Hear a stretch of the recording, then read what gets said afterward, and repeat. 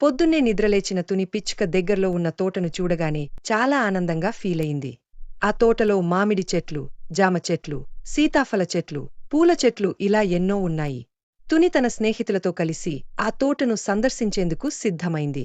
తన బృందంలో గువ్వ, కోయిల, నెమలి, పిచ్చుక, చిలుక, కాకి ఇలా అనేక పక్షులున్నాయి.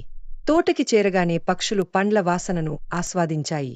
మామిడి చెట్టు వద్దకు వెళ్లి తుని మామిడి పండ్లను తినడం ప్రారంభించింది. కోయిల దానిపని పూలపై మకిలి జారుతూ పాటలు పాడి అందరినీ ఆనందపరచింది. ఆ సమయంలో గద్ద అక్కడికి వచ్చింది. గద్ద చాలా పెద్దది, అందమైన రెక్కలతో ఆకర్షణీయంగా కనిపించింది. అది ప్రతిరోజూ పక్షులకు పండ్లు, తినుబండారాలు అందజేస్తుంటుంది.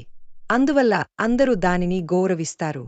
గద్ద అటు వచ్చి, ఇక్కడ ఏదైనా అభ్యర్థన ఉందా? అని అడిగింది. మిగతా పక్షులు చెప్పాయి. ఏం లేదు గద్దా, నీ ఇచ్చే ప్రేమ, ఆహారం మాకు చాలుతోంది. ఒకరోజు చిలుక ఎక్కువ పండ్లు తినేసి మిగతా పక్షులకు ఇవ్వలేదు. ఆ సందర్భంలో గద్ద, బంగారు పిట్టలు, జీవితం భాగస్వామ్యంతోనే అందంగా ఉంటుంది. మీరు అన్నీ పంచుకుంటేనే ఆనందముంటుంది అని చెప్పింది. గద్ద మాటలు అందరికీ అర్థమయ్యాయి.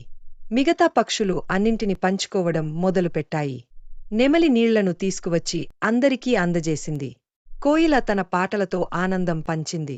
తుని పిచ్చుక అన్ని పక్షులకి నాయకత్వం వహిస్తూ తోటను శుభ్రంగా ఉంచేందుకు పథకం వేసింది. తోటలో పక్షులు ఆనందంగా పండ్లు పంచుకుంటూ రోజులు గడుపుతున్నప్పుడు ఒకరోజు కొన్ని పండ్లు కనిపించకుండా పోయాయి. కోయిల చెరుకు పండును తీసుకునేసరికి అది లేదు. జామ చెట్టులో ఉన్న పండ్లని ఉన్నట్టు కనిపించాయి, కాని తింటే ఖాళీ మట్టిపోచలు మిగిలి ఉన్నాయి. పక్షులందరూ ఆశ్చర్యంతో ఆ విషయం గద్దతో పంచుకున్నారు. గద్ద పరిశీలన చేసి, ఇది మామూలు విషయం కాదు. ఎవరైనా మంత్రికైనా దెయ్యమో తోటలో ప్రవేశించినట్లు ఉంది అని చెప్పింది. తరువాతి రోజు రాత్రి పక్షులంతా విశ్రాంతి తీసుకుంటున్నప్పుడు ఒక పెద్ద శబ్దం వచ్చింది. అందరూ మేల్కొని చూస్తే ఒక దెయ్యం రూపంలో ఉన్న భయంకరమైన ఆకారం తోటలో కనిపించింది. అది చెట్లపై ఉన్న పండ్లను పట్టుకుని తన తలపై పెట్టుకుని నాట్యమాడుతుంది. దెయ్యం భయంకరమైన స్వరంలో, ఈ తోటలోని పండ్లు ఇక మీదట నాదేవే. ఎవరైనా తినడానికి ప్రయత్నిస్తే తినేవాళ్లను శాపం వేస్తాను అని బెదిరించింది. పక్షులంతా భయంతో ఒక్కచోట గుమిగూడాయి. గద్ద దెయ్యాన్ని ధైర్యంగా చూస్తూ ముందుకు వచ్చింది. నువ్వెవరు? ఈ తోట పక్షులది. నువ్వు ఎందుకు భయపెడుతున్నావు? అని ప్రశ్నించింది. దెయ్యం చెప్పింది, నేను ఈ తోటకి పూర్వపు కాపరి. ఈ తోటను నా కుటుంబం సంరక్షించింది. కాని మనుషులు మమ్మల్ని భయపెట్టి తోటను తగలబెట్టారు. అప్పటినుంచి నా ఆత్మ ఇక్కడే ఉంది. ఈ తోట పండ్లు ఎవరు తినకూడదు అని అరిచింది. గద్ద పక్కకు తునిని పిలిచి సలహా ఇచ్చింది. ఈ దెయ్యం మనతో న్యాయం కోరుతోంది. మనం దాని కోపాన్ని తేలిక చేయాలి. అందుకోసం దాని తోటపై ప్రేమ చూపించాలి.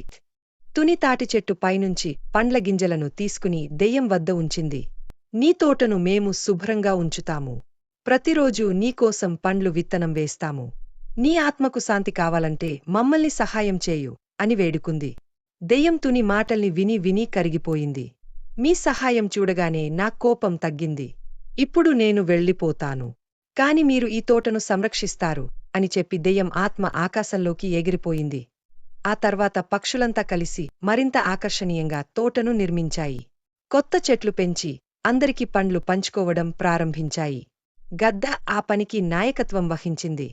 తుని ప్రతిరోజు కొత్త పక్షులతో కలిసి ఆనందంగా గడిపేది.